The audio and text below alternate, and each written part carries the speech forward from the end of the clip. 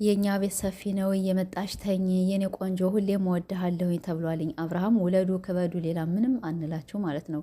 ይህ ነገር ግን የት የት እየሄደ እንደሆን የት እያመራ እንደሆን ሁላችንም እንግዲህ ግራ ገብቶናል። እስካሁን እኛ ድራማ ነው አብርሽና ሩታ ልክ በአይናችን ያየን ይመስል አንድ ላይ ናቸው እነሱ መቼም አይጣሉም አይለያዩም እያልን ብዙ ጊዜ እናወራለን ማለት ነው። ግን በዚህ ልክ ትናንትና ከቤቱ ጋበዘችው። ያው ብዙ ነገር ነው እና ያለችው አብረኸኝ መኖር ትችላለህ እኔ ካንተ አልደርስብህም፣ አንድ ክላስ ሰጥሃለሁ፣ ማንም አይደርስብህም ስትለው ነበረ እና አሁን ደግሞ እንግዲህ በአዲስ ቪዲዮ እንገናኝ የኔ ቆንጆ ሁሌም ወድሃለሁኝ ካንተ ልጅ መውለድ እፈልጋለሁኝ ምናምን ነገር ብለዋለች። ትናንትም እንደዚህ በቲክቶክ እየጨፈሩ መጥተው ነበረ እና ብቻ እንግዲህ ያው ከሩታ ጋር አዎ ተለያይተናል ብለዋል። እኛ በሰላም ከተለያዩ ችግር የለውም በሰላም ነው የተለያዩ። ግን ቢሆንም አሁን የእሱ ቤት ሲቀዘቅዝበት ወደ ሩታ ቤት የሚሄድ ልጄ ናፈቀኝ፣ አንቺ ናፈቅሽኝ፣ አብረን እንኖር እባክሽ። አያችሁ እና እሱ እንደፈለገ እየሄደ እየተንዘላዘለ ቤተሰቦቹም ዝም ብለውታለኝ። እኛም ያው ባየነው ቪዲዮ ነው ብዙ ጊዜ አብርሽን የምንረግጠው ወይም የምንሰድበው። ሄርሜላንም እንደዚህ ይህን ያህል ያኔ ኦኬ እሺ ከተጋ ማለቴ በቃ ከተዋደዳችሁ አግባት አንድ ላይ ሆኑ ነው እንጂ እኛ እኮ ለምን ሩታን ፈታሃት እያልን እየተጫነህ አይደለም አቶ ሄርሜላንም እንደዚያው። ግን አንደኛ ይሄ ነገር ለህዝብ አያስተምርም፣ ለኦዲየንሶቻቸው አያስተምርም።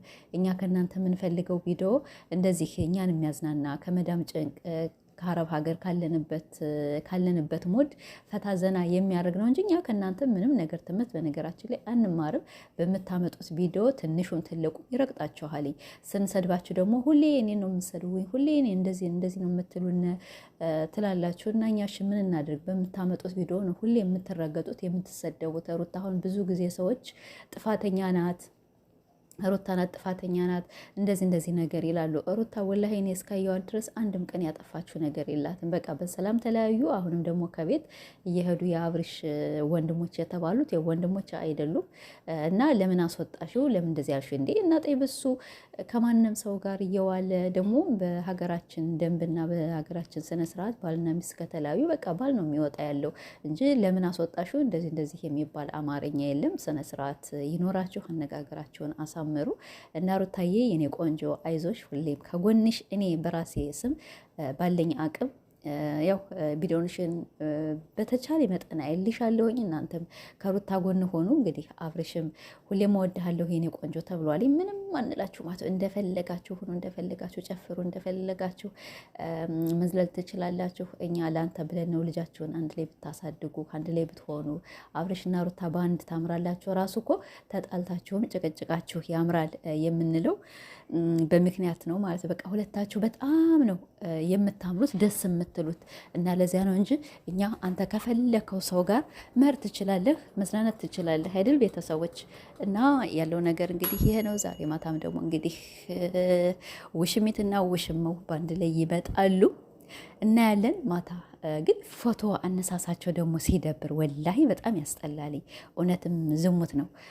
እኛ በነገራችን ላይ ሁላችንም አረብ ሀገር ያለ ነው ፓስፖርት ቆርጠን ያኔ ጠያ ማለት አልሙሂም ከ18 ዓመት በላይ ነን። ስለዚህ እኛ ዝሙት ምንም የምንማር የለም። ግን ለተወለዱ እንደዚህ ያለ ትምህርት እንዳያስተምሩ እያልን እንነቅፋለን። መቼም ቢሆን ዝም አንላቸውም ነው እንጂ እኛ ከዚህ የእነሱ ኦዲየንሶች የእነሱን የምንወዳቸው የምናከብራቸው ዝሙት አስፋፊም አይደለንም፣ ዝሙትም የምንማርም አይደለንም። ለምን አእምሮ አለን፣ ቅንጭላት አለን።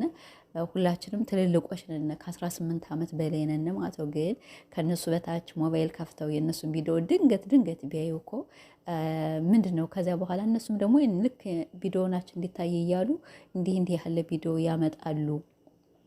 ራሱ ቲክታከሮች ራሱ እና አብርሽን እየወቀሳቸው ነው። እና አብርሽ ወደ ራስ ብትመለስ ጥሩ ነበረ። እንግዲህ ከተመቸህ ያው ችግር የለም፣ ወይም በ80 አግባትኝ ዝም ብለህ እንደዚህ ከምትል በቃ ከወደድካት በጣም ተወዳታለህ፣ ታፈቅራታለህ። ስለዚህ 80 አድርግና አባትህም ደግሞ ስንት ነው 10 በሬ ነው ምናምን ነገር ለሩታ አርዳለሁ በሬ ስታገባ የተባልክ ለሄርሜላ የሆነ ሀሌ ሌላ ምንም አንልም። የሄርሜላ ኦዲየንሶችም ያው ብር ስለሚላክላቸው ነው በግልጥ ማለት ነው። እና ቤተሰቦች ቪዲዮ እስከሚመጣ ደግሞ ይሄን ይመስላልኝ። ያው በጣም ተናድጄ ነው።